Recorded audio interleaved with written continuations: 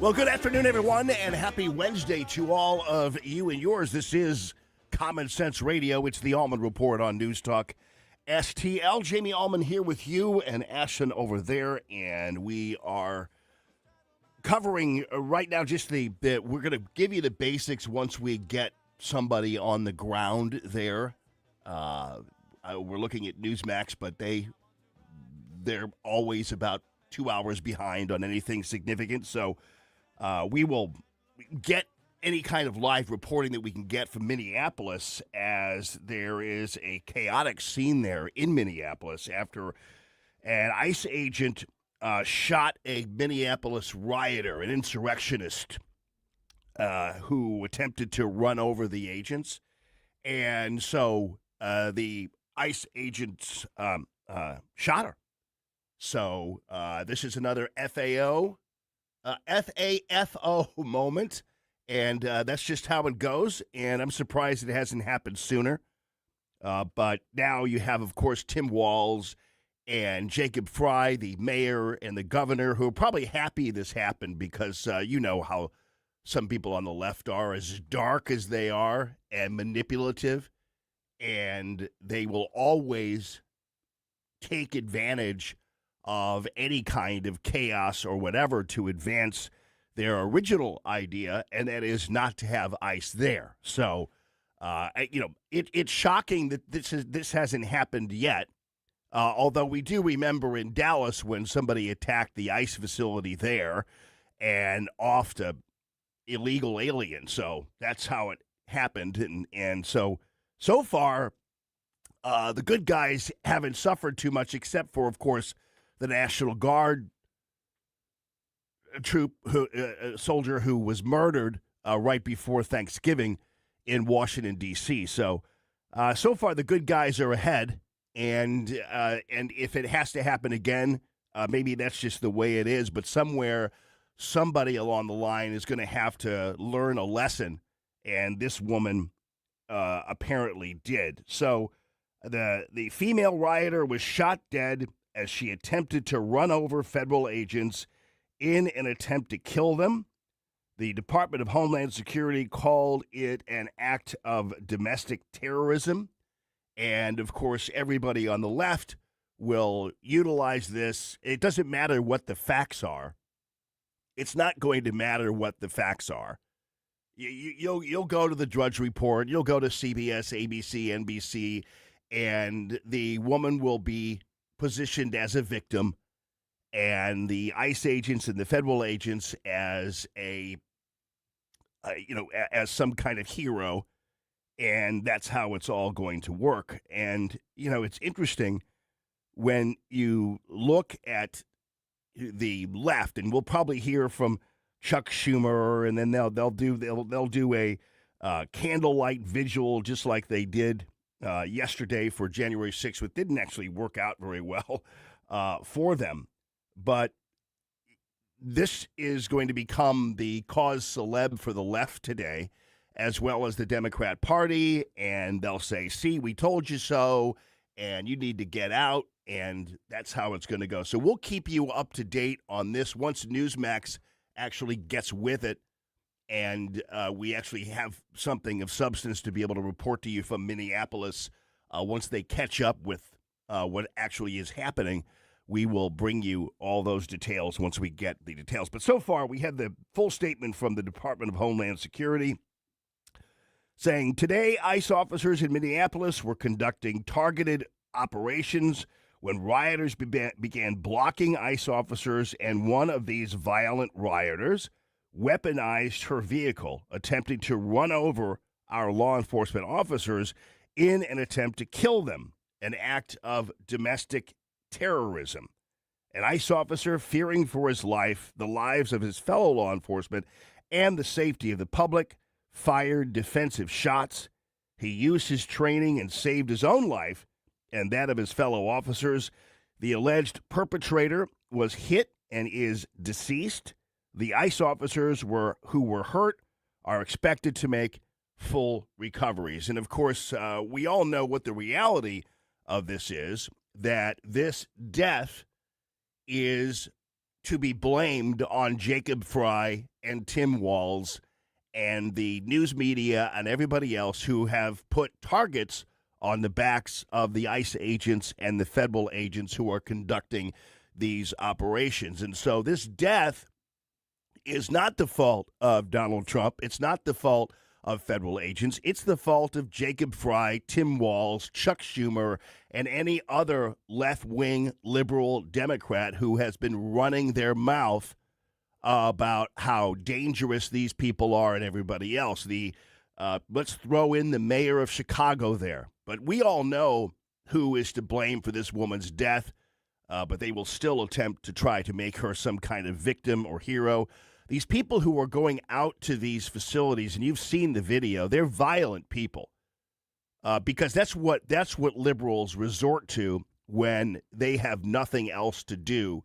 They resort to violence. That's what they do. Charlie Kirk was murdered based on that vibe within the left. So now looks like Newsmax is onto it, but we'll see how it goes. They've now just have a Chiron up there, so we're hoping to get some kind of live reporting. But the fact of the matter is, this has been, I'm probably like you. I am shocked that this hasn't happened sooner. And I am because of the way these people have behaved, because of what the leadership in the Democrat Party has done and painted this target on the back of ICE. I'm super surprised that this hasn't happened already. But again, the people on the left need to start to figure this out, that the law enforcement officers who are conducting these kinds of enforcement proceedings aren't taking any crap from you and will shoot you if you continue to try and hurt them. And hopefully this is proof that these guys mean business. These people are not going to leave home in the morning or leave their cities and not come back to their families. And you will die to ensure that if you mess with them. And that's the message now. And I am glad that it is being made. And then we will bring more info about this as the day progresses on this. And don't forget, people, too, coming up, we've got the session opening today, and we've got Senator Nick Schroer, who's going to be joining us at about 1 o'clock. And our usual Wednesday guru, Rick Pogue, is going to be joining us at just about 12:40. And we'll, again, keep you up to date on this. So the late night hosts, wow, it's really interesting how, how the news media generally will kind of tell the same story, right? Like you do the evening news, you turn it on if you turn it on. I know you guys don't watch the evening news. Nobody does. But you turn it on, but just unless you want to have a spectacle or whatever. And boy, they really got Barry Weiss's boy yesterday on the debut of the show. They totally put Tony Dokapil, or whatever the hell his name is, just sent him right under the bus. I'll have that for you a little bit later on. But yeah, that was a revenge killing right there on CBS News, and she needs to fire pretty much the whole back lot of CBS News. Anyway, we'll get to that. So Kimmel, Colbert, and Fallon on their shows all said pretty much the exact same thing, that Trump captured Maduro just to take attention away from the Epstein files, which nobody is talking about anymore, mainly because, well, we pretty much discovered that, well, I'm surprised they're bringing it up again, because the only people who have gotten the stink on them from the Epstein files are Democrats and liberals. So I'm not quite sure why they keep wanting to talk about the Epstein files. They're not paying attention to what is going on. But I can't figure out a reason why they would be talking about the Epstein files still, when the only people who have been embarrassed by them are liberals. And when they see pictures of Trump, they have to kind of invent this idea that somehow he's with underage girls, so they black out the faces when it turns out they're adult ladies. So it's pretty crazy. Anyway, here's Jimmy Kimmel with his theory on the Maduro capture. If you were wondering how bad these Epstein files are for Trump, turns out they're invade Venezuela bad. This is literally the plot of the movie Wag the Dog. The president gets caught in a sex scandal, so he attacks a smaller country to distract us, and here we are, distracted. I think it was Bill Clinton who was the one more closely associated with a sex scandal. He's the one who was in the hot tub with some chick who wasn't his wife. He's the one who was swimming in a pool with a couple of chicks who were not his wife. So I don't know what sex scandal Jimmy Kimmel is talking about, but this is what they're using now to kind of pacify themselves. Venezuelan President Nicolas Maduro and his wife were captured by Delta Force at their home in Caracas and brought to New York. Trump. Well, look at Jimmy Kimmel just catching everybody up on the news there. And here is Stephen Colbert. Do you know what this means? Those Epstein files must be crazy. So how do you think they all got the same line? Like, how do you think they all came up with the same theory? And I guess that must be what they're talking about on Blue Sky or wherever all the liberal weirdos hang out. That must be the thing, because it's really unusual to have three guys. It just goes to show you how unoriginal these guys are when it comes to their presentations and their shows, that they actually are just simply aping what the other guy is saying, and that essentially is aping what you're seeing among the left-wing crazies on X. So you're getting your material from a bunch of crybabies on the left on X. Here's Fallon. Good luck to everyone who's made New Year's resolutions. Yep, some people want to lose weight while others want to gain Venezuela.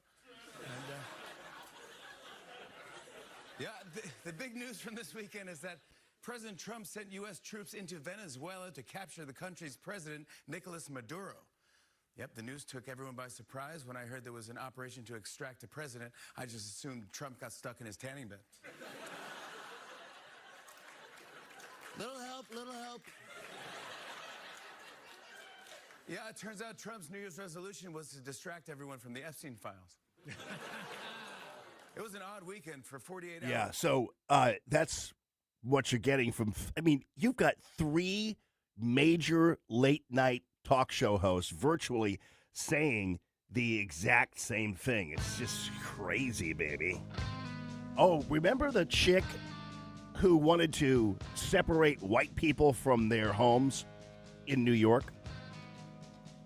Well, she wound up crying yesterday after being confronted by her hypocrisy and everything else regarding her mom and her mom's home.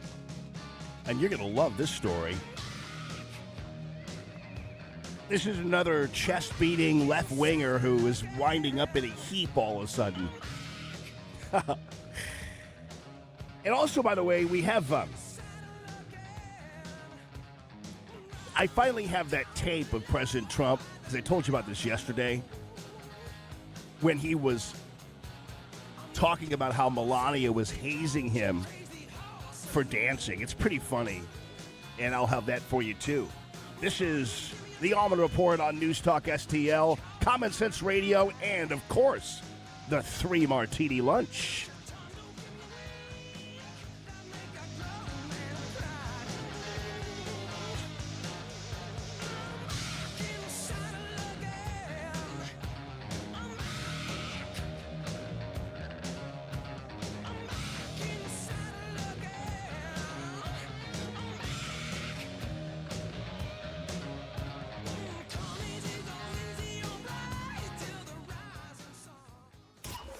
Thank you very much for taking my call. News, analysis, opinion. Yes, I just want you to know what a breath of fresh air you people are. 101.9 and 94.1 News Talk STL. Yes, ladies and gentlemen, let me tell you something about my friends at Hanson's Tree Service. And Chad Hanson is just such a great guy. And I have known Chad since he was a little boy. Well, kind of a little boy.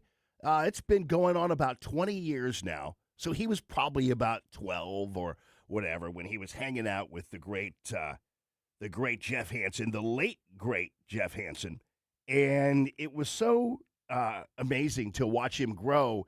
And then, of course, he was destined to be an individual who was going to take on the reins of the company. But it happened kind of sooner than we all wanted it to happen when Jeff tragically died. But Chad has taken over this company and has turned it into the very gem that Jeff Hansen imagined it would be around this time, by this time. And so it's really super impressive what Chad has done. And when it comes, I know it kind of feels like spring, doesn't it, a little bit? I know it's going to rain and maybe we'll get some cold weather coming in. But if you're thinking about your yard, and you're thinking about mulch and everything else, this is around the time that Hansen's Tree Service is getting all the mulch flavors together, all kinds of different colors. I chose red mulch last time, and I really liked it. I thought it would be kind of unusual, kind of like my blue trumpet. I just like, let's get some red mulch in there. And it really made the home pop, and I really enjoyed that. So the mulching you're going to do, don't forget also about the tree care. So we might go through still some places where it's going to be super windy, snowy, icy, whatever. That's going to stress your trees that are already stressed from the summer. So make sure you get them taken care of. Jesse, who's the great tree doctor with Hansen's Tree Service, will come and will give you a update on what your trees are looking like and how things are going to roll for you. And then they will go in, deadwood and prune, or take a tree down for you. You don't want to risk your life of your property or the life of your people. And so get it done and get it done right, the right way, the way Hansen's Tree Service does it. HansensTree.com, HansensTree.com. 1949, the last time a Republican held the top post in St. Louis City. A gallon of milk was 84 cents, and streetcars ran down Grand Avenue. Unfortunately, St. Louis City streets are no longer the epicenter of family and business life. In the 80 years of Democrat control, our city has been on a steady decline. Hello, Kirk Ilsinger, chairman of the Republican Party for the city of St. Louis, and we believe it is our duty to provide a different path forward. I invite you to our meetings the first Thursday of every month. Learn more at stl-gop.com. Paid for by St. Louis City Republican PAC. Curtis Farber, Treasurer. Connor Roofing. You can count on Connor. Connor Roofing is now a two-time winner of the National Best of the Best Award for customer satisfaction for roofing, storm damage restoration, siding, gutters, both residential and commercial. Please visit ConnorRoofing.com for an estimate. And remember, you can count on Connor. This is Larry Connor's commentary on News Talk STL. The Mondami train is on track and it will run over anyone not accepting the Marxist communist doctrine. While running for mayor, Mondami advocated a rent freeze. You know, at first blush, that sounds good. Protecting citizens from landlords jacking up the rent. But there's an obvious effect you're supposed to ignore. If landlords, apartment builders are told they're not going to be able to increase rent, they're going to back away. That's going to mean fewer apartments available, and that shortage will hurt. What about the more fortunate who can buy an apartment, a condo, a house? The Mondami regime will do what it can to stop you. In fact, Mondami's tenant czar says, and I quote, "Private property ownership, home ownership, is a weapon of white supremacy." Yes, Mondami's going to ignore the fact there are New Yorkers of color who actually own homes and property. But come on, for the sake of the Marxist agenda, just ignore that narrative, that fact. Well, the Furman Center, which focuses on housing and urban development, does acknowledge black and Hispanic households have the lowest ownership rate. But the highest demographic of ownership in New York City is not whites, it is Asians. 45% ownership. Get more Larry Connors on Larry Connors USA. Tonight at 6 on News Talk STL. This is News 4 Chief Meteorologist Steve Templeton, and we're proud to be the official winter weather source for News Talk STL. The First Alert Weather Team is working hard to keep you ahead of the big weather changes and help you plan your day. So stay connected this winter with Channel 4 and News Talk STL.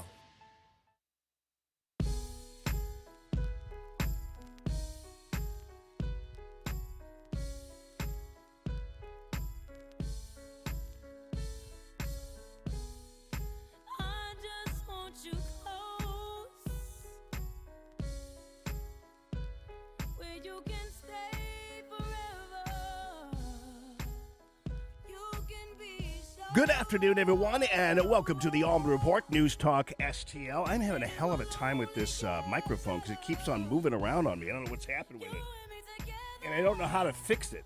It just keeps on just moving around. It's like moving around on me. It's crazy. Good afternoon. This is the 3 Martini Lunch, my friends. Coming up, Rick Pogue, our business guru. Things are starting to roll. I saw gasoline at about $2.57. Pretty crazy.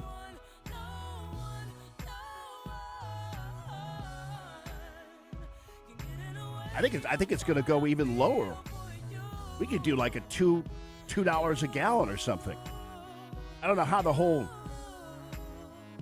Venezuelan oil thing goes, but wow, that's we'll see how that affects all of us. I love this, and I know it's a day old, but I still wanted to bring it to you just in case you didn't get a chance to hear it. I heard it live, and then I was looking around for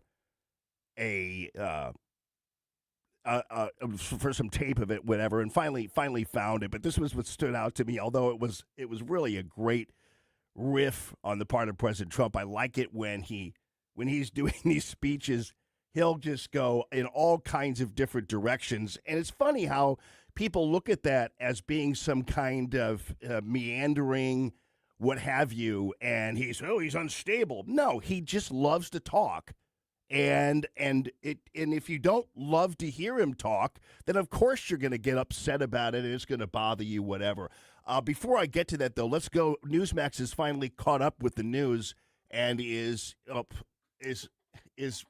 whatever. They're really we'll follow. Once they start to cover it, I will bring it to you so we have more information on the violent rioter who had to be shot dead by the ICE agents there as she tried to run over them in her car.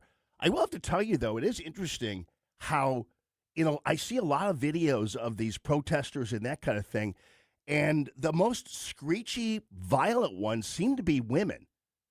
Or am I mistaken? Are you noticing that too? I saw the other day somebody who was protesting, and I can't remember what it was, whether it was the Maduro capture, which everybody is approving of. They did a poll of all the South American countries, and they're all like thumbs up, except for Mexico, of course. But we'll follow up on that, too. But I noticed that they're women. Like, they arrested some woman who was out there, and then there was a woman in Washington, D.C., who was attacking the ICE agents and everything else. And so they all seem to be women for some reason. And that is something really weird about that. But now it turns out that a woman was, in fact, killed, taken out, because she was trying to kill the ICE agents. Phil says, I need Hanson's. I had a huge limb fall off a tree, crush part of my privacy fence. I know. You should say, well, I will add a past tense to that, Phil, because you needed Hanson's a while back when I was telling people you need to make sure you have your trees deadwooded and pruned, because you never know during this blustery time whether or not there is some pressure, or whether or not your limbs and those kinds of things are going to be coming down on you, so you or your people. I'm glad it was your privacy fence and not you, because Phil says if someone had been under it, they would have been killed. It was a huge, big, heavy limb. That's right. So here's the deal.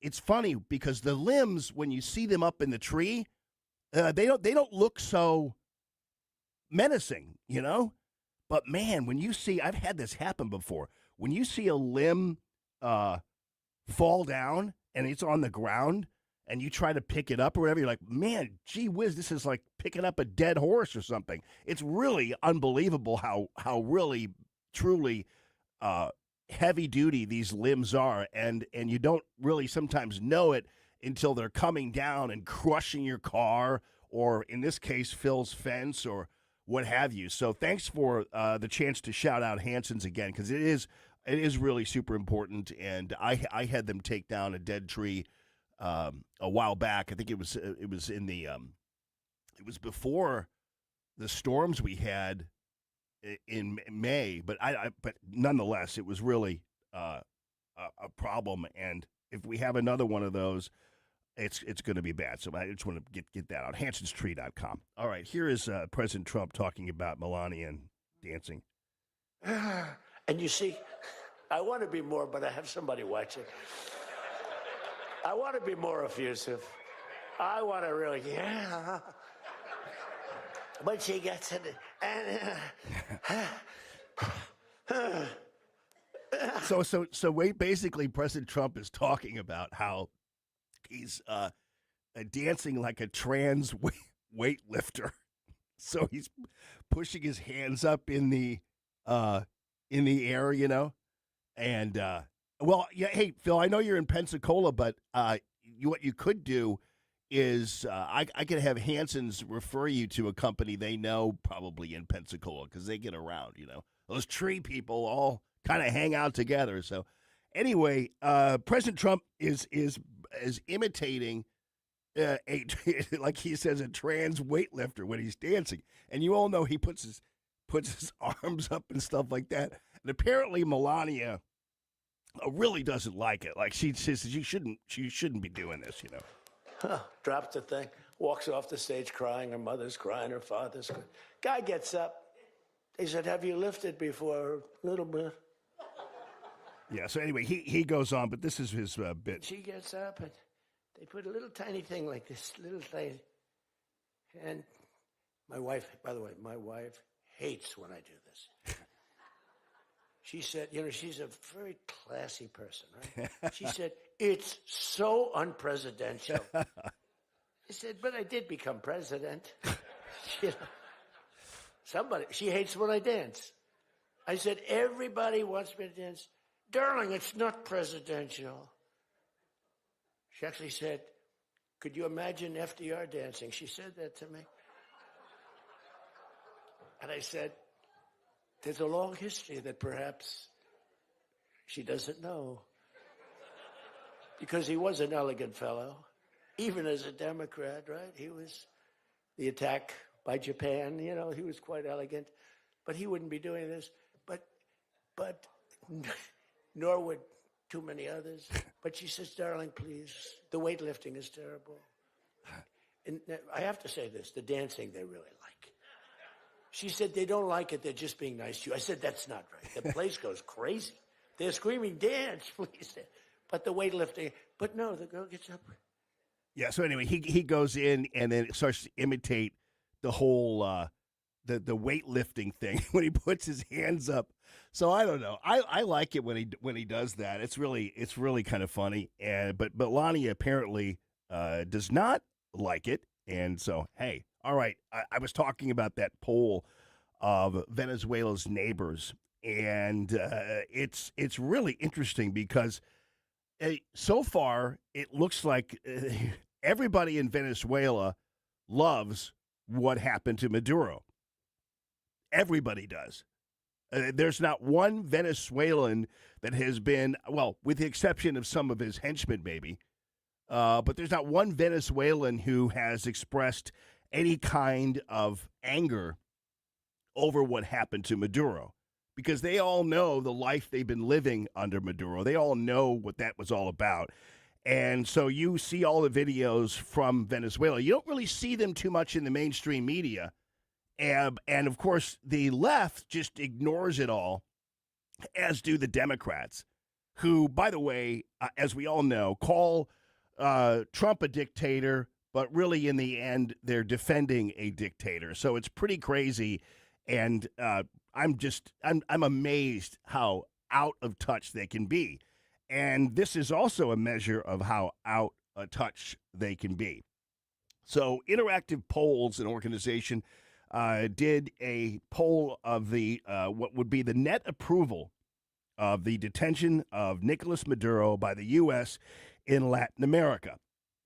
And it goes down a line, and I'll do it from the most approval to the least approval. So the most approval is from Costa Rica. They're at an 80-point plus net approval of what happened with Nicolas Maduro. Colombia is next in line, and that ought to freak out the current leader of Colombia, who is running his mouth about Maduro and about Trump and everybody else. And Trump has indicated, "Hey, dude, you're next, so watch out with what you're talking about." So, but in Colombia, so you're getting a real sense. And man, if I'm that dude, I'm really worried about this, because the people in Colombia are absolutely happy about this. All right, so Jacob Fry, the mayor of Minneapolis, is now giving his briefing on the shooting of this violent banshee woman in Minneapolis who was trying to run over ICE agents. She's dead now, and here's the nut mayor. There's nothing that I can say right now that's going to make you or your relatives or the friends of the victim feel any better. There were, I believe, 2 Minneapolis police officers that responded and calling her a victim on the way to the hospital. The second was to get ICE off of the scene. There were dozens, if not hundreds, of ICE and federal officers that were there at the time. Having them there was only causing more chaos. Having them there was only making a difficult situation even more problematic, and one that, yes, they created themselves. There's little I can say, again, that'll make this situation better, but I do have a message for our community, for our city, and I have a message for ICE. To ICE, we do not want you here. Your stated reason for being in this city is to create some kind of safety, and you are doing exactly the opposite. Surprised you didn't say it in Somali. People are being hurt. Families are being ripped apart. Long-term Minneapolis residents that have contributed so greatly to our city, to our culture, to our economy are being terrorized, and now somebody is dead. That's on you. All right, enough of this trash. I mean, this guy is, I told you exactly how these psychos on the left were going to position this killing of this violent protester for ICE. And, you know, it's interesting how it's really sick, actually, how ultimately people like Jacob Fry and these others try to connect the dots on this, where he says, well, you're here enforcing immigration law, and now somebody's dead. It's like, well, you missed a few spots there, buddy.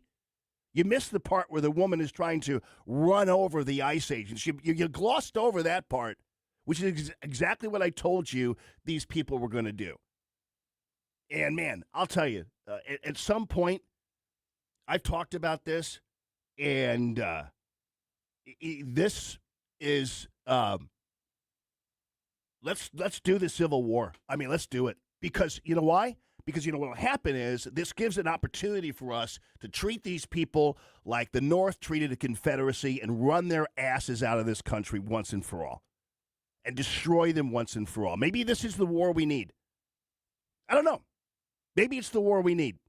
Because people like Jacob Fry and others are fomenting violence. They're encouraging violence. He knows what the facts are about what happened here, and he is egging on violence. He is a threat to this society and a threat to the United States of America. And she attacked the ICE agents and was shot, and he is ignoring it and making up this story. This guy is a sick bag of crap and a liar on top of it. So the sooner these people are wiped out, the better off we're going to be. And hopefully what will happen is all the fraud, all the stuff will catch up to these guys. They'll be run out of office or in jail, hopefully. And we'll see how it all works out. But the words of Jacob Fry, those are violent words coming out of his mouth. Let's go back to him and see what else he's running his fat mouth about.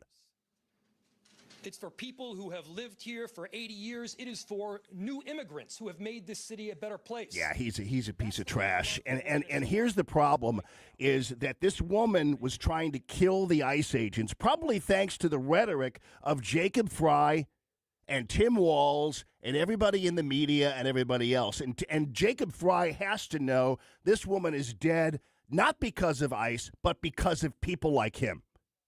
And that is the truth about all this. I got to get to this break here, and then we'll follow up on that. Rick Pogue is on the way, too, so it's Common Sense Radio and the 3 Martini Lunch. The Allman Report on News Talk STL.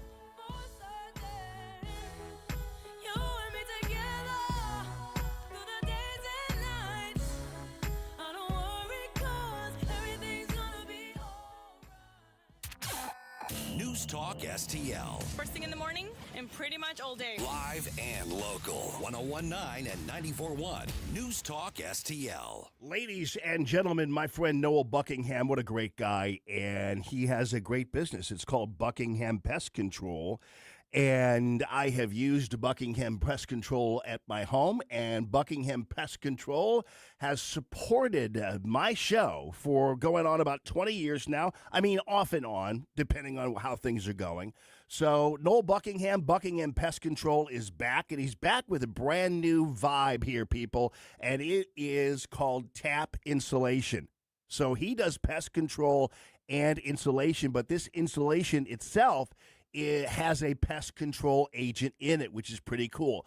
TAP stands for not only the thermal superiority of the insulation, but also the acoustic superiority of the insulation, and then, of course, the pest control component of the insulation. And that is where a lot of the pests and critters all come in through your attic, especially during wintertime, and either start their families in your attic that go into your home or what have you. So to get that insulation installed is super easy. Spire is also offering a rebate on that as well. So make sure you go ahead and get in while the getting is good. Also think about spring. Think about the brown recluse spiders. Think about all those kinds of things that are causing you problems in spring and summer, and get it taken care of. Get on the books for a nice, good pest control treatment thanks to Buckingham Pest Control, strong supporters of free, common sense, conservative radio. Hey, it's Vic Porcelli, and my favorite sandwich from Capriati's is the Wagyu beef French dip. So good. It's the au jus that makes it. And the Wagyu beef is pretty good, too.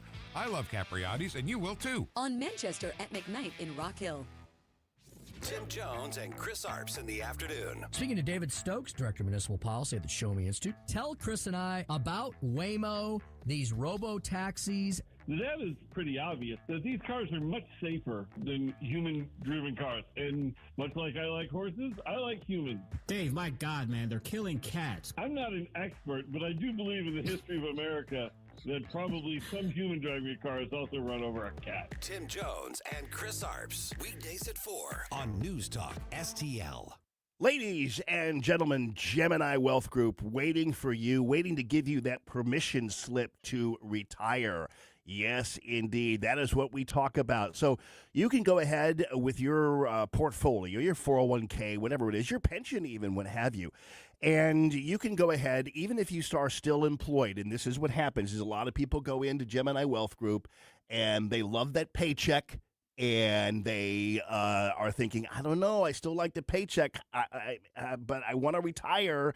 And then what happens is they go through all of your portfolio, and then suddenly they say, well, here's your permission slip to retire because we got you covered. We're going to diversify this portfolio. We're going to grow it. We're going to get to a point where maybe even you yourself can start to just simply live off the dividends and make sure that you don't even ever touch the actual core of your investment. So that's really cool. It doesn't happen for everybody, but it can happen for you if you let them go ahead and tackle it. You're getting a team of people, which is why we call it the group, right? You're getting a team of people with a variety of experiences in investiture, in retirement portfolios, all that kind of stuff. And you can trust the Gemini Wealth Group. They are with me throughout this year. They added on because they're strong supporters of free, common sense, conservative radio. So check it out. It's the GeminiWealthGroup.com, the GeminiWealthGroup.com.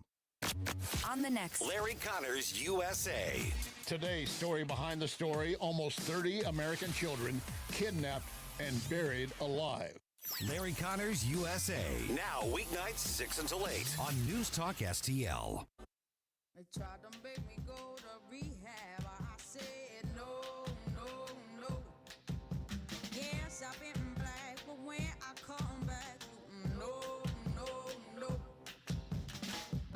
So the evil creatures in the government of Minnesota and the police department of Minnesota are once again lying to the American public, lying to the Minnesota public, and just absolutely lying about the death of this woman, calling her a victim, when in fact she's not a victim. She's a perpetrator. She's a terrorist. And she was shot dead legitimately because she was trying to run over ICE agents because Jacob Fry told her to. Because Chuck Schumer told her to. Because Tim Walz told her to. Because ABC News told her to. Because Twitter told her to. And now she's dead. And Jacob Fry is blaming it on ICE. This is the kind of stuff that is a fomentation of a civil war. That's what this is all about. And I guarantee you the left and the Democrat Party will use this for their own political pursuits and to stop President Trump's immigration enforcement. Let's go to this pansy chief of police and see what his pansy ass has to say. Was she there as a legal observer, protester, bystander? What do you know that you can share? So the question was, what can I share about the deceased? There is nothing to indicate that this woman was the target of any law enforcement investigation or activity. This woman was in her car, and it appears then blocking the street because of the presence of federal law enforcement. Yeah, okay, so now he's lying about it, too. He's saying she's blocking the street. She tried to run them over. She wasn't shot because she was blocking the street. She tried to run them over. It'll be on video and everything else, but this chief is all part of the wickedness up there, and that's what we're getting. I want to go to Doug Giles. Rick Pogue, what's going on, man? How you doing? Hey, I could be Doug Giles if you want me to be. No, I think you're better, tell you the truth. I just want you to know that. Hey, how you doing, my brother? Happy New Year to you. Happy New Year to you too, man. And I know it's going to be a great one. And I always, I'm so happy that you're part of the show. And I know that you embrace life the way you do. And I feel really good about 2026. And actually, you know what's kind of interesting? I like the way the number looks, you know? I mean, 2025 is one thing, but 2026 just looks good.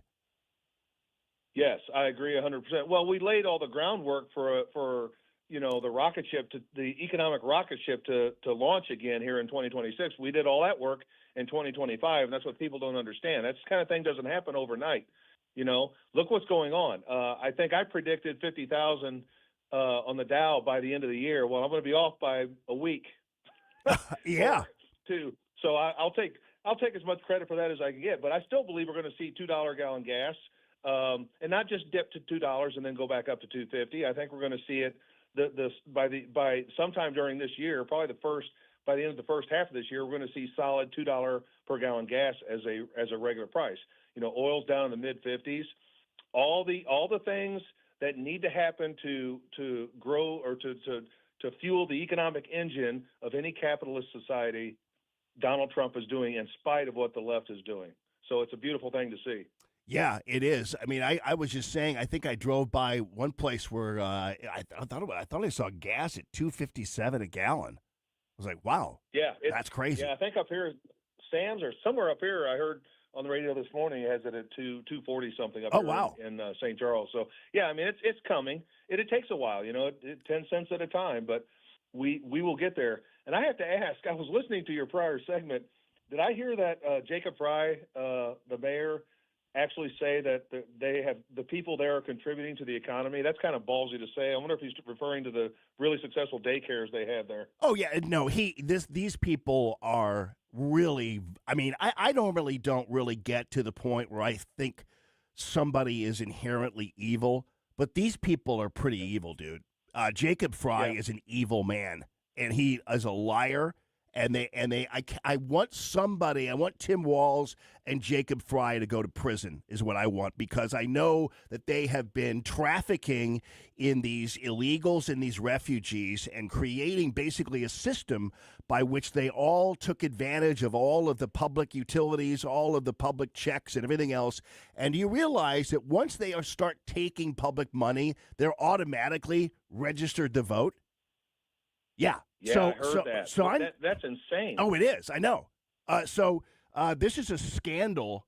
This is a total scam, and we're now on to them. And unfortunately, this witch who was shot dead trying to run over the ice age is going to distract now from what some of the investigation really ought to entail, and it should be going after Jacob Fry and Tim Walz. But they're going to use this woman's killing to distract from all that. Yes, and this is the outcome they wanted, Jamie. You know as well as I do. This is the outcome they wanted, and they want more of this. Same kind of thing. I draw the comparison since yesterday was January 6th. They stoked the fires and they poked the bear until they got the outcome they wanted during the January 6th riot. Up there, that's what they wanted to have happen. So it's kind of scary when you listen to this chief of police, the way this pansy talks and the things he says, and mayors like Jacob Fry, and really the entire voice of the Democrat Party right now. What they are doing, it's downright treasonous, and it's against the law. It's illegal. You've got Kelly being called out, Senator Kelly now being called out by Pete Hegseth for the things he's doing. These people are shameless.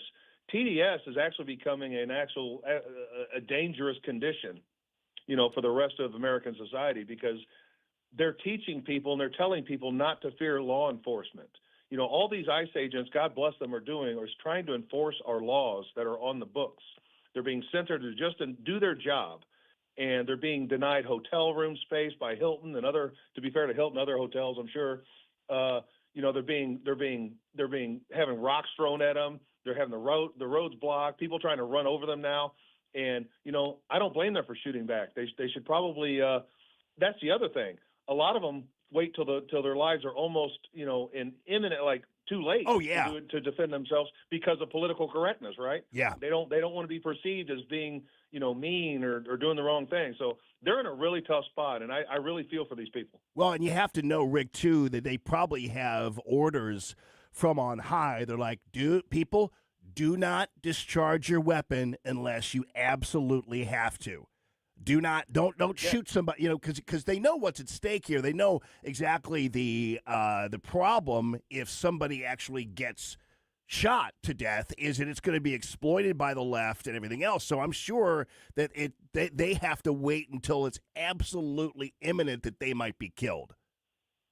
Yes, and it is evil, Jamie. They are evil. They stoke the fires. They create the rhetoric, and they tell citizens not to obey the law and to go against it and create all this chaos. And then when somebody gets killed, they look, look what the government does. It's actually disgusting, and they should be prosecuted for it. I just hope to God that Pam Bondi and everyone else in the DOJ get up one bit, and they just keep pressing. Send another 1,000 ICE agents there. Get to the bottom of this. Get these bad people out. Get people like Tim Walz and whomever else, the lieutenant governor, whomever else was involved in all this. Get their asses in jail. Get them prosecuted. We know they're guilty. That's why he dropped out of the race. He can lie about all he wants. But we have to get to the bottom of this. We cannot give up now, because if we lose the midterms, it's basically a 2-year presidency for Donald Trump. Yeah. Well, I have a tip for all the protesters now is in Minneapolis is burn it down. Do it. Yeah. Light the city on fire and take a few Somali daycares with you. Burn it down. So we'll see what happens. It's a lot of snow on the ground. It's pretty cold, but they're still out there. So hell, I'll send you the gasoline. Just do it. Yeah, well, I'm with you, buddy, and I'm with you on the Civil War thing too. I'm about fed up with all these crazy, insane, white liberals are really the ones stirring the pot. It's not even people of color. It's moron white liberals. Yeah, doing all this, women with beards, guys with boobs. And pink hair. I'm just tired of it. Yeah, and believe me, blacks will be on our side. We'll all be unified on that level. And let's turn the left and the Democrat Party into the Confederacy. That's what we need to do. And just call a spade a spade. I agree. All right, buddy. I agree completely, my friend. All right, man. Listen, love you, buddy. And I might see you tonight. Going to be going out to the Hideout with my guys from Grunt Style. So we can check that out. But I hope you're great. And Happy New Year, my friend. Happy New Year. I'm looking forward to seeing you tonight, my friend. Okay, brother. I'll see you. That is the great Rick Pogue. Coming up, we're going to check in with Jefferson City. Senator Nick Schroer is going to give us an update about what's happening. It's Common Sense Radio. There's only one place you can get pizza cooked over coals. Napoli Brothers Pizza and Pasta in Chesterfield Valley. Of course, Napoli Brothers has a great selection of pasta dishes. Between the pizza and pasta, trust me, you will not leave hungry. Then, a few doors down, Lit Cigar Lounge, a wide variety of quality cigars, each offering a unique smoke. That cigar, some premium whiskey, all you need to do is enjoy. Lit Cigar Lounge and Napoli Brothers Pizza and Pasta, Chesterfield Valley. Concerned about the condition of your windows driving up your energy bills? I was too. It's only called STL Windows and Doors. Their Provia windows combine old world craftsmanship the professional way, the Provia way, with over 65 years of combined experience, locally owned, offering competitive pricing and personalized service that the big box companies can't match. Call today for your free in-home estimate and start saving tomorrow. 314-277-5952 or stlwindowsanddoors.com. KLGY HD3 Clayton, K270BW Belfast, KNBS Bowling Green. This is News Talk STL at 1019, 94.1, and always streaming at newstalkstl.com. Breaking news at Town Hall. I'm Bob Agnew in Washington. A federal agent has shot and killed a Minneapolis motorist when she allegedly tried to run over law enforcement officers during an immigration crackdown. The incident took place in a Minneapolis residential neighborhood, according to a Department of Homeland Security statement. The Twin Cities are the target of a new DHS operation where some 2,000 agents and officers are expected to participate in an investigation tied in part to allegations of fraud involving Somali residents. Separately, on Capitol Hill, the House Oversight Committee opened a hearing on those allegations. George Williams, Washington. And HHS Secretary Kristi Noem has given a brief statement saying that law-abiding citizens should feel no fear from her agency merely enforcing immigration law. U.S. forces boarded one tanker in the North Atlantic today after pursuing it for weeks. The U.S. European Command says in a social media post that it seized a merchant vessel for violations of U.S. sanctions. The vessel, which according to records is flagged to Russia, had been pursued by the U.S. since last month after it tried to evade a U.S. blockade on sanctioned oil vessels around Venezuela. That is correspondent Donna Warder reporting. Meanwhile, a second ship, also tied to Venezuela, was seized in the Caribbean. Gas prices in the U.S. this year could be the lowest they've been since 2020. That's according to a new analysis by Gas Buddy. The average price of gas around the United States this year is expected to dip to $2.97 per gallon, down 13 cents from 2025. Gas Buddy is citing strong refinery output, lower oil prices, robust crude production, and softer seasonal demand as the main reasons behind this decline. That is correspondent Bill Alexander reporting. It was a booming session yesterday on Wall Street. Today, the Dow is giving some of those gains back. Right now, it's down by 227 points. The NASDAQ thriving, though. It's up by 142. More at townhall.com. It's Mike Gallagher wishing you a Happy New Year. If you're like most people, this is the week you look at your budget and think, all right, time to get things under control. Here's one of the smartest ways to start 2026. Call my friends at Fellowship Home Loans. They can help lower your monthly mortgage payment, and yes, you can still skip your next 2 payments. Imagine not making a mortgage payment in January or February. That's how you create real financial breathing room. If you need some cash to pay off high-interest credit cards from the holidays, a cash-out refinance might just be perfect for you. And if you prefer a line of credit, Fellowship's new fixed-rate HELOC gives you funds fast with a rate that never changes. Start the year on solid footing. I've used Fellowship personally. I trust these guys. Before the January bills hit, go to fellowshiphomeloans.com/MikeG, fellowshiphomeloans.com/MikeG, or call 800-510-MIKE, 800-510-6453, fellowshiphomeloans.com/MikeG. Fellowship Home Loans, mortgage lending by the book. Nationwide Mortgage Bankers, DBA Fellowship Home Loans, Equal Housing Lender, NMLS number 819382. This hour of News Talk STL is brought to you by Rodney and Jen Wallner and the entire Wallner home selling team at Berkshire Hathaway. Call them today at 314-810-SOLD. 314-810-SOLD. From the Michaels Flooring Outlet Weather Center. It's another gorgeous January day out there with lots of sunshine, although the clouds kind of come and go a little bit today. But overall, just a beautiful day with a high in the low to mid 60s and light winds. Now, those winds will pick up tomorrow. We'll see skies become cloudy. We'll have a few showers early in the day, but showers and thunderstorms are a little more likely in the afternoon tomorrow. Still a warm day with highs in the mid-60s. But watch out for that rain and possibly even a strong storm in the afternoon or evening.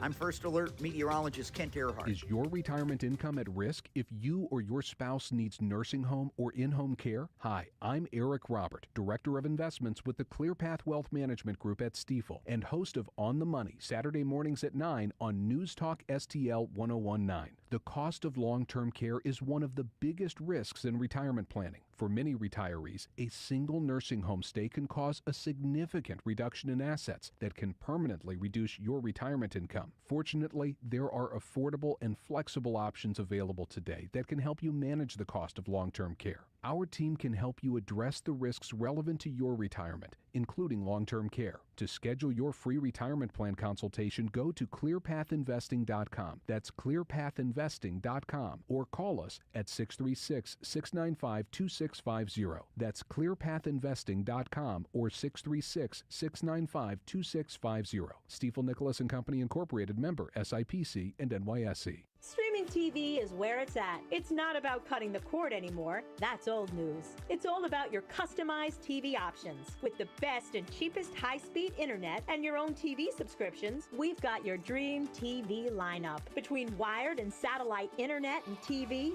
you now have tons of options. Save money and get more internet speed and better TV today by calling the Whole Home Connect. We scan your location and offer you the best TV and internet options. And we always have specials and promotions. So when you call, ask about that. Take 5 minutes of your time, make this free call now, and learn how to save money and get better internet and TV for your home anywhere in the U.S. Make this simple and free call now. 800-257-1632. 800-257-1632. 800-257-1632. That's 800-257-1632.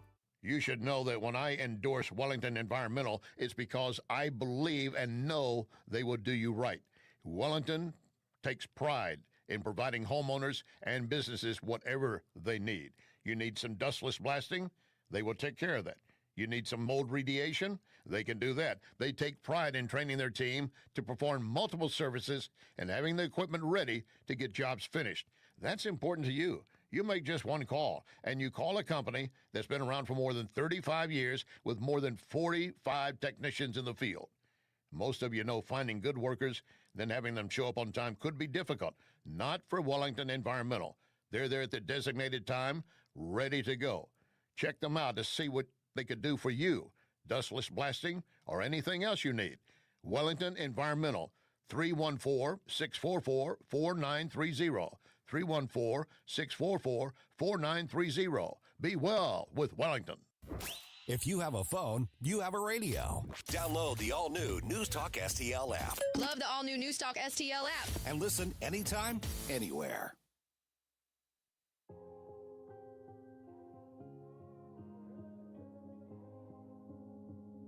Good afternoon, everyone.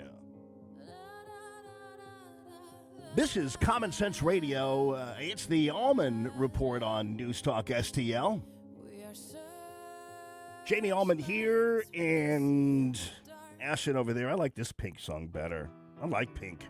I think I like Pink because I sense that she's kind of conservative or middle of the road or something. I don't know. I think I can't remember what she did, but it was about a year or so ago. She did something really, really commonsensical. And I don't remember what it was about, but anyway, I was like, way to go, Pink. Yeah. Ladies and gentlemen, right down there in Jefferson City is a man named Senator Nick Schroer. And he is, along with the other senators and House members and all the other people down there, trying to continue to make Missouri great again. Senator, how you doing, brother? I am wonderful. Sitting here right next to that barbed wire baseball bat that your last guest, Rick Pogue, made for me when I first got into this building. And I'll tell you what, we gavelled in, we gavelled out. It was pretty uneventful today. No drama from the Democrats that we thought was coming. Oh, so what are we seeing? What are the priorities right now? Like, what are we going to see in the next week happening from the Freedom Caucus types and beyond? Well, we've got a bunch of good bills that have already been filed. They've been pre-filed. And I want to say there's an abundance of bills, good, bad, and ugly. We're going to be going over on Stand and Fight and trying to look at some of these things in depth. But these bills have to be read into the journal, and the Secretary is still reading the bills right now, just reading the title of the bill number that's been assigned. That's got to be read in twice. So that happens. It gets read in. And then probably next week, we're going to see some bill referrals, either at the beginning of the week or midweek, depending upon if the Democrats are going to kick and scream. They've promised to shut everything down. I mean, you're not hearing on nightly news that the Democrats in Missouri have promised to be obstructionists, but they have been.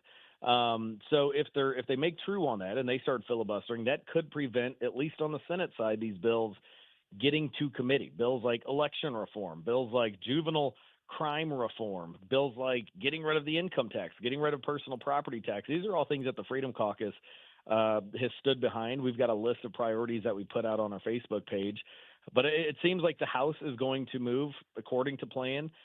Next week, the 13th, the governor is going to have his State of the State address, and there's going to be just a synopsis of that from the Missouri Freedom Caucus. Something we've never done before is give a review of the state of freedom in the state of Missouri.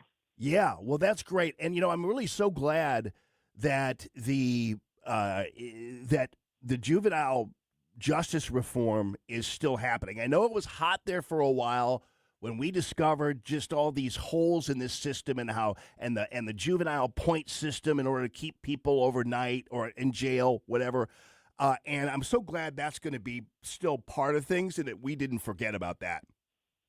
Yeah, that's a huge one. And it's been a couple of years. I think I first filed the modification of all that point malarkey that happened after the Ferguson riots. They changed all this garbage.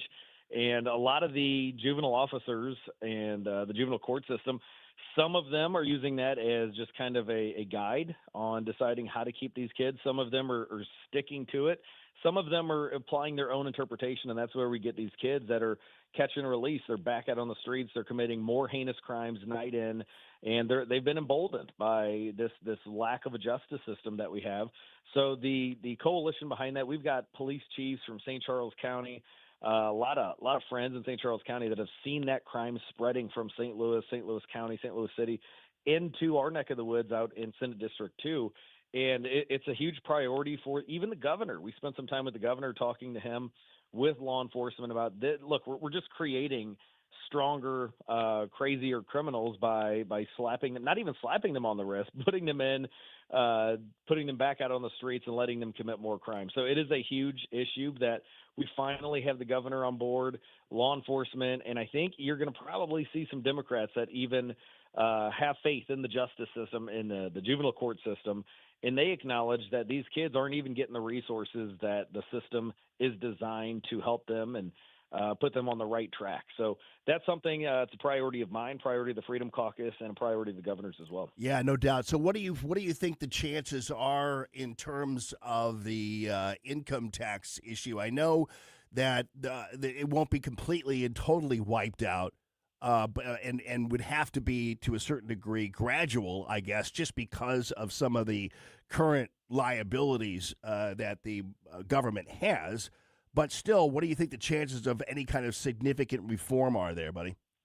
I think the chances are really good. And this is one of the areas where I am a little bit optimistic. And you're never hearing those words when I'm talking about political stuff, optimism. But because we have the Freedom Caucus on board, has been spearheading this thing of cutting income taxes, cutting property taxes, the governor promised that one of his big goals before he completes his first term is he's going to phase out income tax.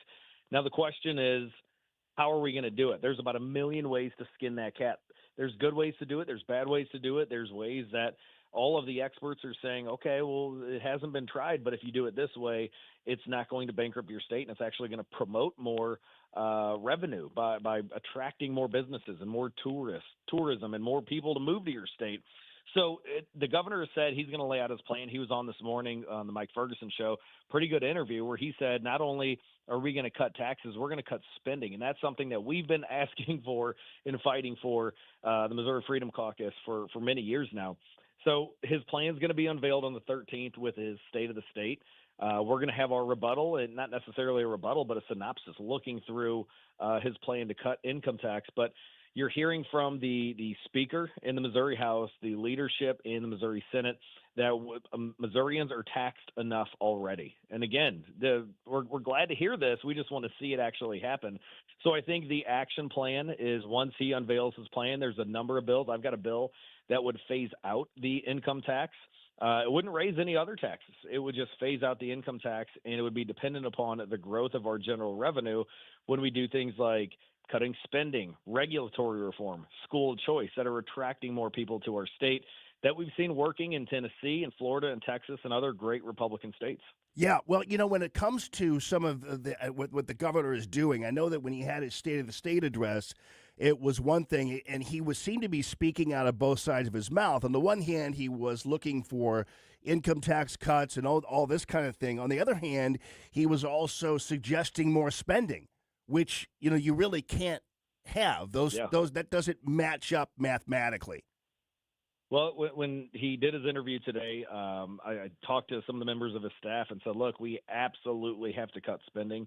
I think, from at least what I'm hearing, that they're on the same page, that they've acknowledged that the budget has grown way out of control. Our state auditor, Scott Fitzpatrick, has even come out, who used to be the budget chair in the Missouri House, and he's even saying, look, this trajectory is going to bankrupt the state of Missouri. And look, I've got a ton of areas that we can focus on and start pulling back the money and returning it to taxpayers. And look, it's something that we've been saying long before there was the Freedom Caucus. You had the Conservative Caucus. You had guys like Bill Eigel, Bob Onder, Tim Jones, Paul Kurtman, a lot of these names that you hear on News Talk all the time. But they were even saying, look, we've got to hit the brakes. We've got to start going backwards when it comes to spending. And look no further than the communists in the state of Kansas, who wanted to sell the farm to try and bring in the Kansas City Chiefs. With the money that they're spending on that deal, they could have bought the Chiefs, number one.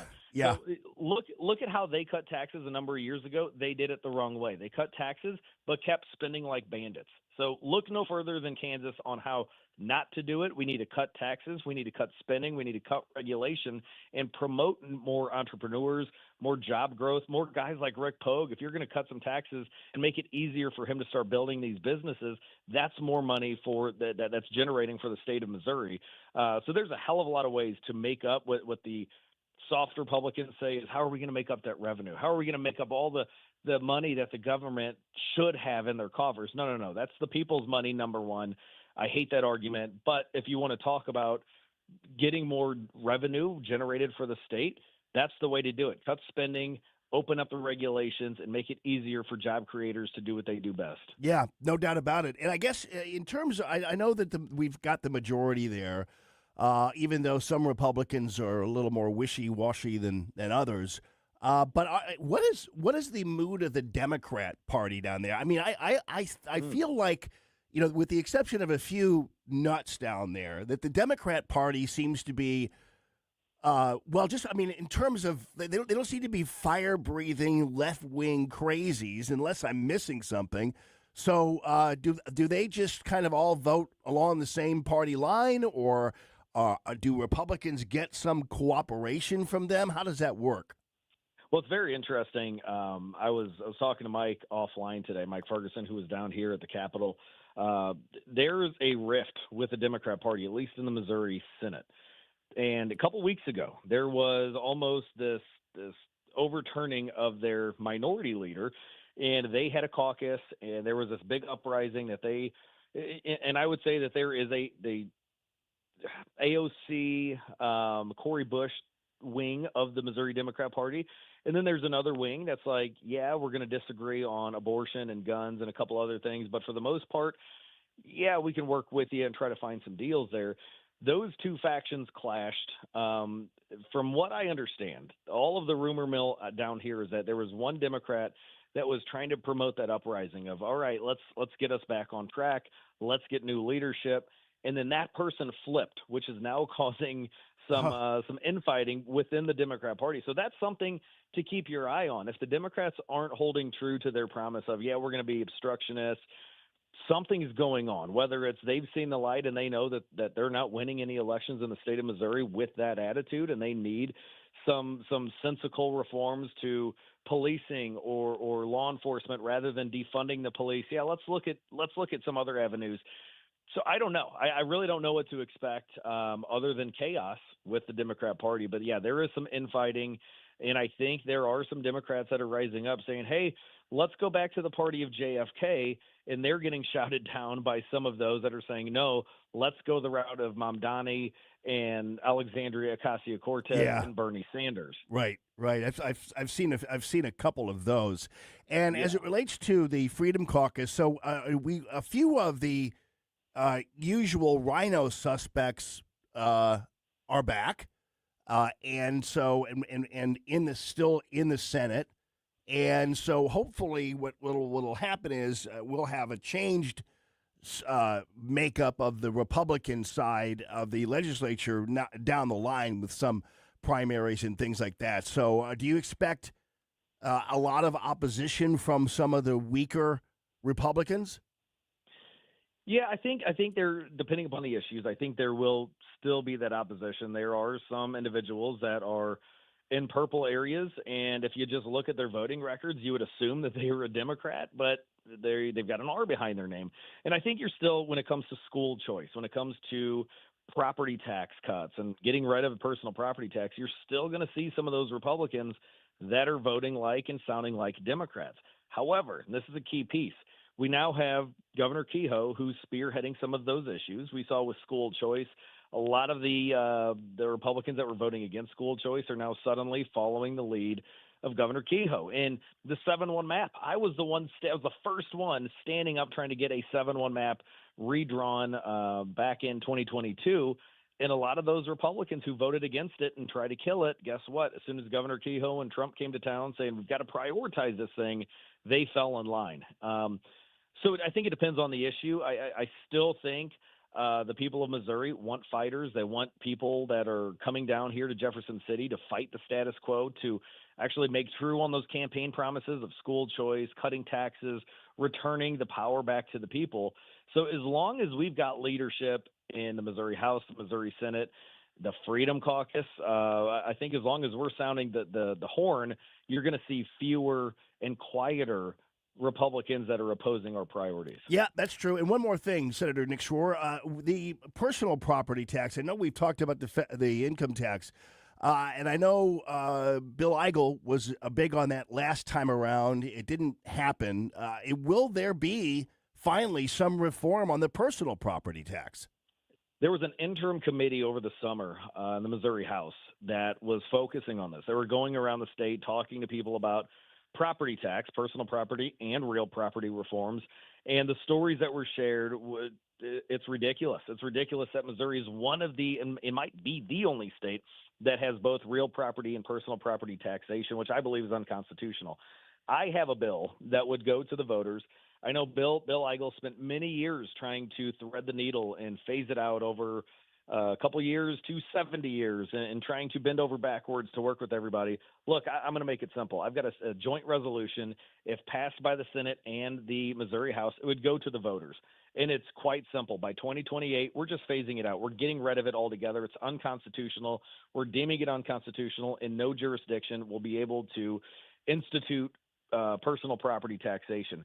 And that's going to force all of these governmental entities to do exactly what you and I have to do, Jamie, or different business owners like Rick Pogue. If you have less money coming in, you got to prioritize how you're spending the money that you do have. Cut spending, prioritize where it actually should be going.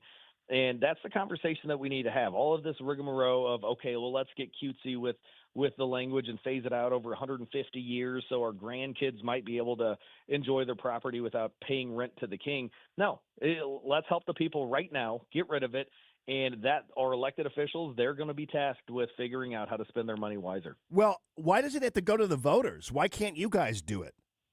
Well, because that's one of the reasons. That's one of the reasons I want to send it to the vote of the people, is because the people are pissed off. And year after year, we get cutesy with all the language and trying to figure out how to do it. And guess what? Just like you said, Bill Eigel was a firebrand on this. Bob Onder was a firebrand on this.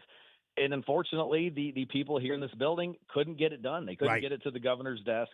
And that's why I want to try it a little bit differently and send it to the voters, who I think Republicans and Democrats. I've heard from Democrats on the Kansas City side that have even coming in saying, look, this is egregious. I might not agree with you on several different policies, but we have to get rid of personal property tax. So I'm glad we're having these discussions on a broader level now of income tax, property tax, personal property tax. In my opinion, it's all theft, and it's all stuff that our founding fathers never envisioned we would be hampered with here in 2026. Yeah, well, and I guess you're right, because ultimately what the politicians do is they get pressure from these public employee entities, police, fire, other people who claim that they wouldn't be able to exist without the personal property tax, which is garbage. And the city people know it, and perhaps they could cut down on their own spending and not have to kind of put a gun to the head of the first responders over this thing. And so maybe if the people will do it, because what you're dealing with too is a couple of years ago, you remember the St. Charles mayor decided that he was going to task other residents of St. Charles to turn in people who have expired tags. Like with public officials like that, man, maybe you're right. We need to just bypass all of them and go right to the people. And I think that's what we're gonna find our results, is actually listening to the people, going to the ballot. And look, the Taj Mahals that are built for schools nowadays, you go back to the greatest generation where my grandpa fought in World War II. They didn't care about having a massive gymnasium and AstroTurf football fields. Like, what we're doing is wasting taxpayer dollars. While kids can't read, they can't do math. You've got a third of graduating seniors right now that are inefficient when it comes to speaking English properly, reading, writing, arithmetic. We're failing our kids, but you can brag about the types of schools and football fields and baseball diamonds. No, we've got to figure out where our priorities are. We're failing the future generations. We're taxing people to death. And ultimately, I'm going to say it again, taxation is theft. Hopefully we can get more people down here in Jefferson City that understand that statement. No doubt about it. Well, brother, thanks for all the time, and appreciate your hard work down there. You're always a rock star, my friend, and good luck with everything. And thanks for filling us in, Senator Nick Schroer. Absolutely. Will do anytime you have me on. God bless you all. All right. God bless you, too. That is State Senator Nick Schroer. Yeah, you remember that. I think he was the St. Charles mayor. I don't want to impugn anybody, but all these people bitching about how people didn't have renewed plates, and so you know how much it costs to renew. I mean, some people just can't afford to, and that's the reality, right? I mean, all these people just think that it's just people being lazy or whatever, but there's a reason why we see more of an increase in people who have expired tags, and it's because they can't afford it.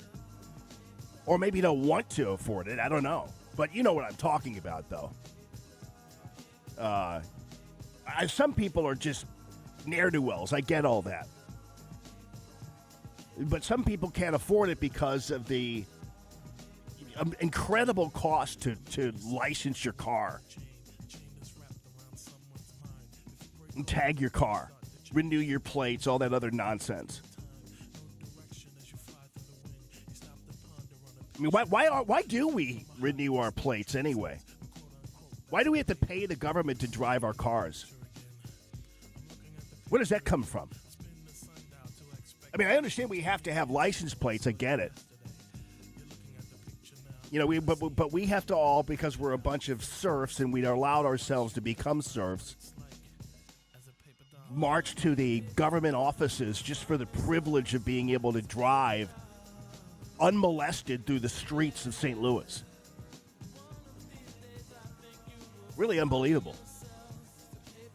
And not to mention that we're also charged with for depreciating assets. It doesn't make any sense to me. And by the way, when Nick was talking about the schools and the other, the buildings, Taj Mahals, don't forget about salaries too. My goodness gracious. The way they pay some of these people, if they had to work on their budgets just like all of us do, then maybe there wouldn't be so much opulence and that kind of thing if they had to actually budget things like we have to. Because if we have a problem, like for instance with our budgets, we don't just go to our neighbor's house and take their money. But that's what the government does. And we also don't then, when we are running short on a budget, we don't first resort to not feeding our children, which is essentially what the government does whenever they're threatened with some kind of pinching of their bottomless pit of assets. They're like, well, we're going to cut the school. We're going to cut schools. We're going to cut police. We're going to cut fire. It's the first thing they do. They don't cut their trips to the Municipal League convention in Vegas, though, do they? Nah. Or their own salaries or anything like that. So that's the way it is. We'll give you an update. We'll give you an update on what's going on in Minneapolis. So tonight they might burn the city down, and tonight that might not be such a bad idea.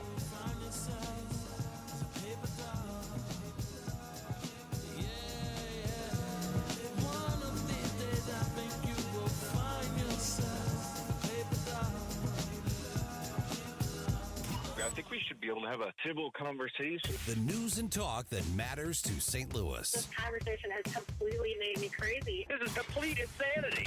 News Talk STL. Oh, my buddy Gene Bentrup. Oh, I used to coach baseball with him, the little boys, when we were coaching baseball together. Known Gene Bentrup for a long, long time, and also know that he is the owner of Benchmark Complete Auto in Valley Park. He's a great guy. I've taken my cars to him. I got a couple other cars I'm going to have to run his way. Natalie's Jeep has a check engine light on it, so I will be going to Valley Park in the very near future. BenchmarkAutoRepair.com, owned and operated for more than 25 years. It's also a Napa Auto Care Center, so you know what that means. It's definitely highfalutin and proven to be so. Inspections or expert diagnostics and repairs you can get. They also are offering a 12-month or 12,000-mile warranty on qualified repairs. And I have to tell you, I mean, I don't know about every single automotive place, but to offer that kind of really super generous type of warranty is pretty unusual in this line of work. 12-month or 12,000-mile warranty on all qualified repairs. Plus, you're also going to get a 10% discount if you mention my name in News Talk St. Louis, and you can check them all out at BenchmarkAutoRepair.com. That's BenchmarkAutoRepair.com. Certainly do appreciate Gene's support of free, common sense, conservative radio. BenchmarkAutoRepair.com. Hey, it's Susie Moore. If new flooring makes you think hassle, think again, because Michael's Flooring is changing the game. For over 30 years, Michael's has been locally owned and trusted for quality, variety, and amazing service. Whether it's carpet, hardwood, laminate, luxury vinyl, or ceramic tile, their expert team makes installing new floors exciting, not stressful. That's why customers keep coming back. Visit Michael's Flooring at St. Peter's, Starting Prairie, Creve Coeur, or online at igotfloored.com. That's igotfloored.com. Tim Jones and Chris Arps in the afternoon. Louis Gohmert, he's a former congressman. Bob Gibson. Oh, yeah. Pitching for the St. Louis Cardinals in the World Series. And so I snuck my transistor radio in my shirt and had the little earpiece into my ear and tried to keep my head turned where the teacher wouldn't see, but was listening to the World Series in class. Tim Jones and Chris Arps. Weekdays at 4 on News Talk STL. News, analysis, opinion. Good evening, America. 11 months ago, I inherited a mess. Donald Trump was elected to fix the economy. We have reversed the direction of this country dramatically. 101.9 and 94.1 News Talk STL.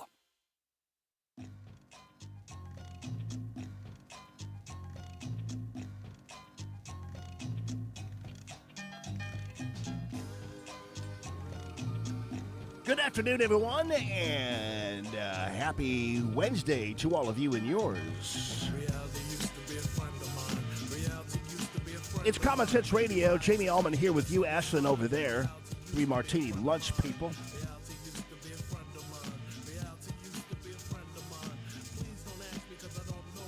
You do know, by the way, I did tell you that taking Christmas decorations down after Epiphany is like is okay, you know, because that's the 12th day of Christmas or whatever. But you know that Christmas extends till Sunday, and the baptism of our Lord Jesus Christ. So that is actually Sunday. So you really actually go through the baptism, and it's really weird. I know I've given this lecture before, but it's really kind of weird how we do Christmas, because we always do Christmas kind of backwards. So Christmas it starts on Christmas, but everybody thinks it's like the 14th of December, you know, and it's really not. We have all our parties then, but you know, really the best thing to do is have the parties during the holidays, like after Christmas. But people always have them before that time. I don't know. I'm just saying, you know, it's like people are. The day after Christmas, they're taking Christmas decorations down. It's just really kind of strange. But anyway, so you have some time. Although I think you better hurry anyway, because it's supposed to rain, I think, Friday or Saturday, whatever. And so I maybe even Thursday. So you want to get it done while the getting is good. All right, you guys realize I suggested this on Monday after Maduro was captured.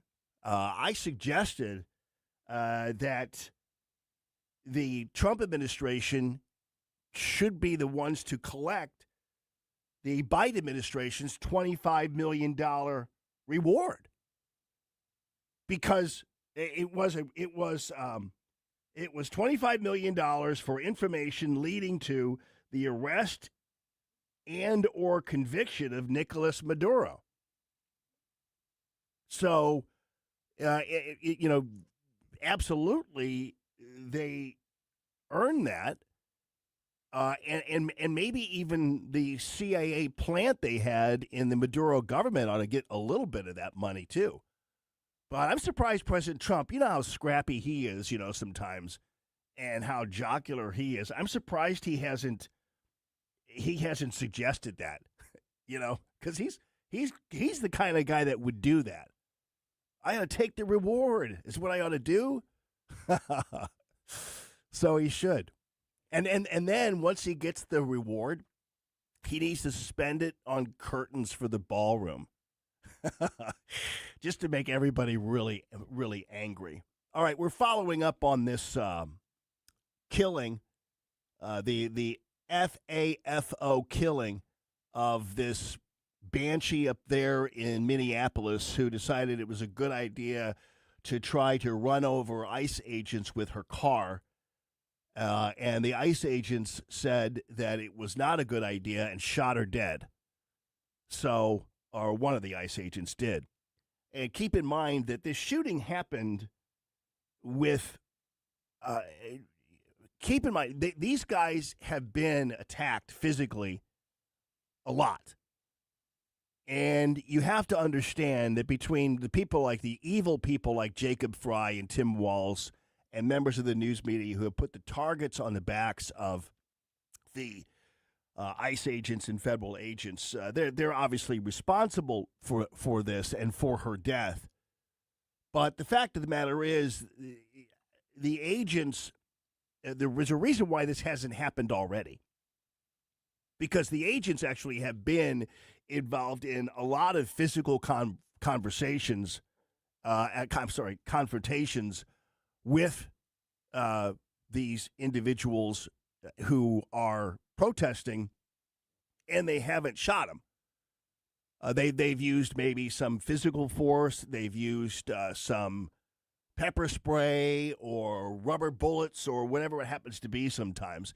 And that's because these agents are under orders to only discharge a weapon when it is absolutely necessary, as I talked to Rick Pogue about.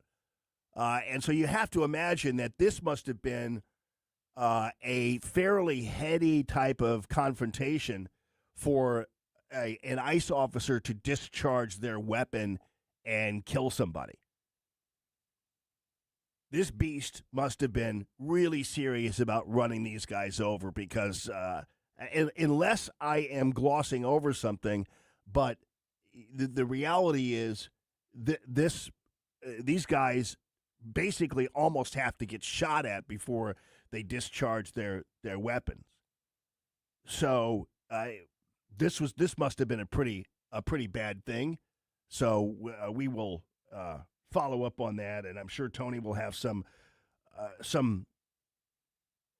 things to say about it as well. And then, of course, don't forget, just as a programming note, we are going to go to Tim Jones and Christopher Arps down in Jefferson City as of 3 o'clock. As you know, the show starts at 4, but we're going to go down there at 3 o'clock and just kind of download the afternoon there in Jefferson City. So back to Maduro, though, because I know we'll kind of plug back into it. So we're seeing that the Democrat Party and some members of the news media are pretty much the only people who disapprove of the Maduro capture. There's not one person in Venezuela, with the exception of maybe some of his loyalists or whatever, who are, and his inner circle, who are upset that he is gone. They're in the streets, they're dancing, they're doing everything else, and they are absolutely loving this. And so are the neighbors of Venezuela.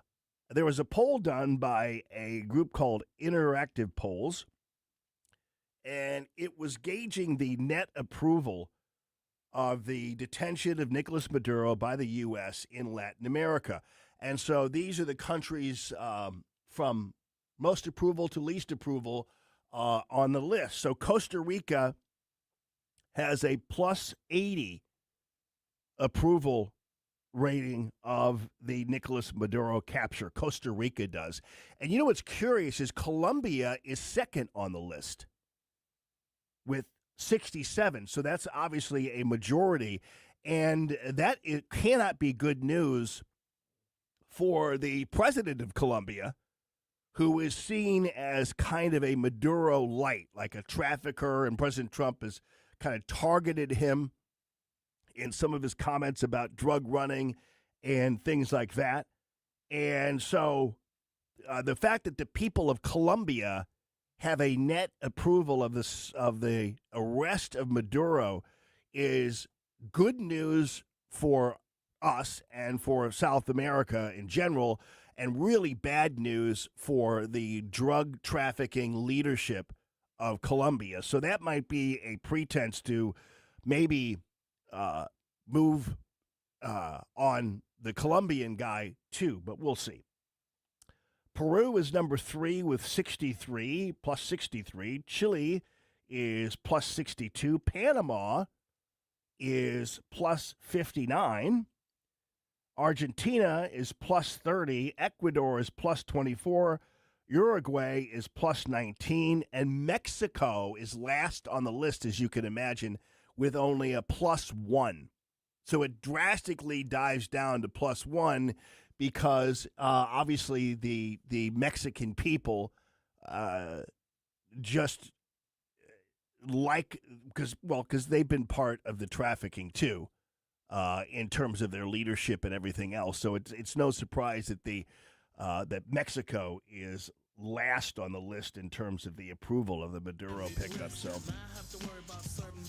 and of course, President Trump has talked about having some kind of confrontation with the leadership of Mexico. I mean, actually, he's taking the words of the Democrat Party, who have said, hey, Venezuela's not as bad as Mexico. It's like, oh, really? Yeah. Follow up on that. It's Common Sense Radio, the 3 Martini Lunch, the Allman Report on News Talk STL.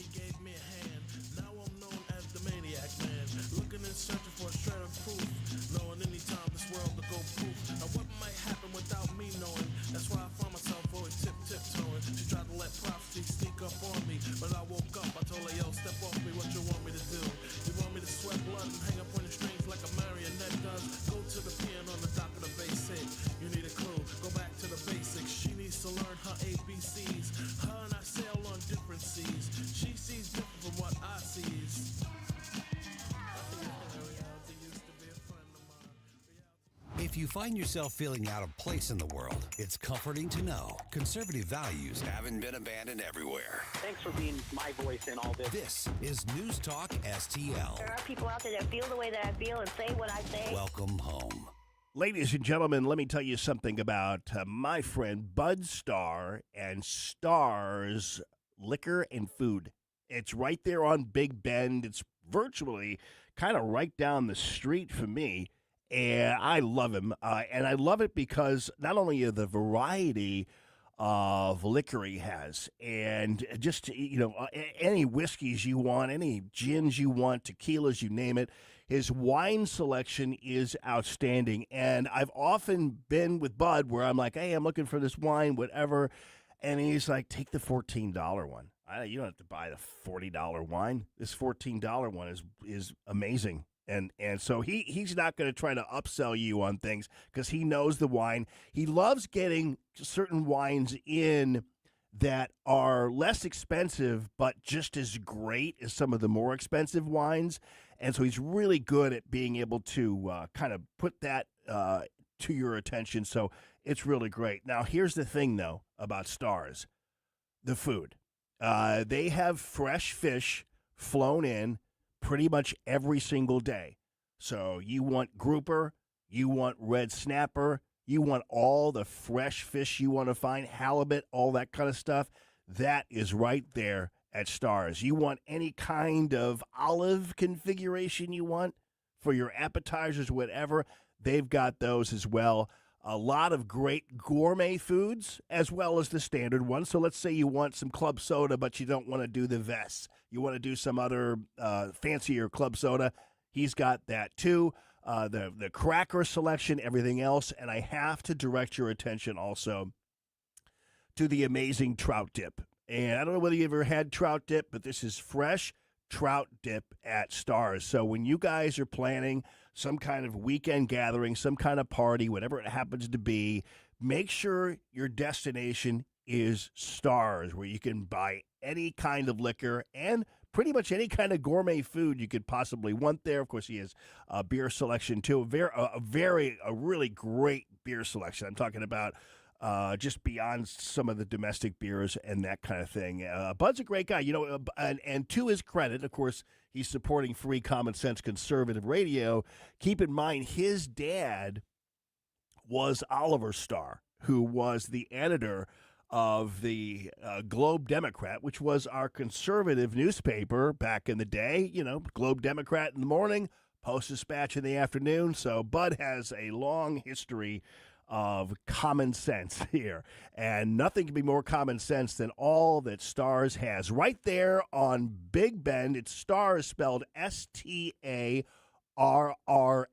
S-T-A-R-R-S. Simply Health with Dr. Brian Deloney. Brain fog, low energy, and burnout aren't always just stress. Hormones, B vitamin pathways, and your mitochondria play a huge role. I'm Dr. Brian Deloney. Join me this week to learn what's really draining your energy. Simply Health, Saturdays at noon on News Talk STL. To find out more about Simply Health Integrated Medical, log on to simplyhealthintegrated.com. Colombo and Company. On Wednesday, we talked to Missouri political insider Rodney Boyd about expectations for the state legislative session before we send you back to Jeff City at 3 p.m. as Tim and Chris are live from the Capitol. Live and local, weekdays at 2 on News Talk STL.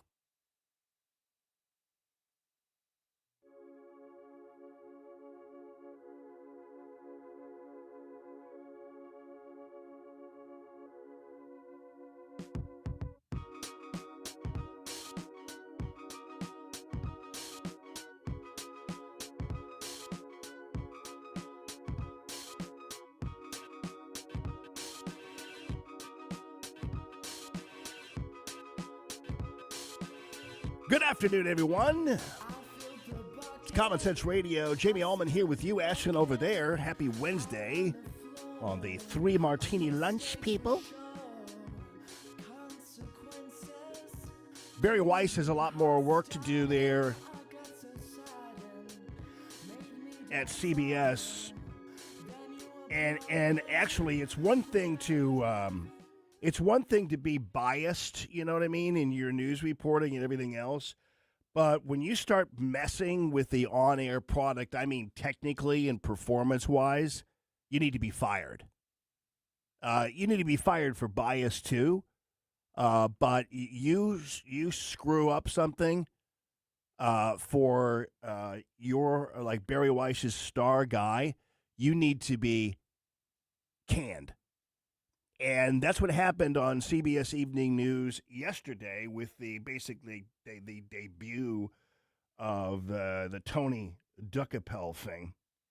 And this was Monday, actually. I'm sorry, but this is the debut Monday. I keep getting my days wrong here. But this is what happened on CBS News, and this was totally on purpose. Tony, I think it's Duckapel. I heard him, I saw him in the mornings, and normally this is why Barry Weiss chose him. Duckapel, I'm just going to call him that because I don't really know how to pronounce his last name. He was usually the more fair-minded guy. Like he was usually the guy who would ask more challenging questions and everything else. Gayle King has kind of improved over that. But Tony was the kind of guy who actually was more fair than other people, even though still obviously liberal. So Barry Weiss chose him to kind of change the tone of CBS News and have a more balanced tone. And, of course, Tony Duckapel also did a video where he was promising a more fair and balanced product and all that kind of stuff. I mean, he even previewed the CBS News with absolutely saying, hey, we're going to be more fair than the other guys have been and all that kind of stuff. The problem with all that and being upfront about that and saying that you're going to improve the product, the editorial product of the CBS Evening News, is that you have people who were behind the scenes who worked on those shows you are basically criticizing and saying you're going to change. And a lot of that is, it could be the director or the technical director or the person who calls for the fonts or the person who calls for the graphics or the pictures or whatever. And those people really never change in terms of their positions. So you might change the anchor, but you're not going to change the rats that are behind the scenes. And so you get a guy like Tony Duckapel in, who is clearly Barry Weiss's guy. You're going to sabotage him, and that's exactly what they did.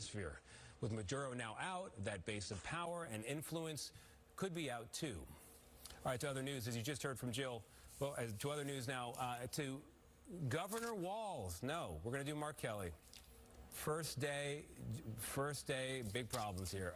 What are we going? So what they did was they brought him up. He brought up Tim Walz. Somebody put a picture of Mark Kelly up beside him. He saw that in the monitor and said, "Oh, we're going to do Mark Kelly." That doesn't happen ever at that level.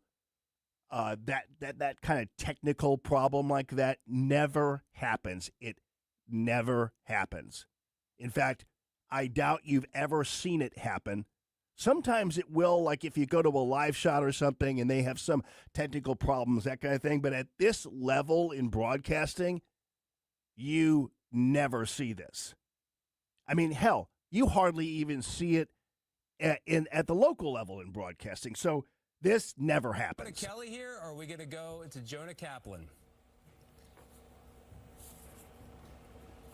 We're doing Mark Kelly, possibly demoted from his retired rank of captain. Yeah, they ought to fire everybody involved in the technical production of that broadcast on Monday.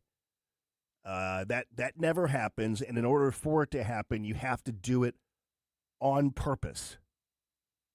You have to purposely do that. You have to make that happen, you know.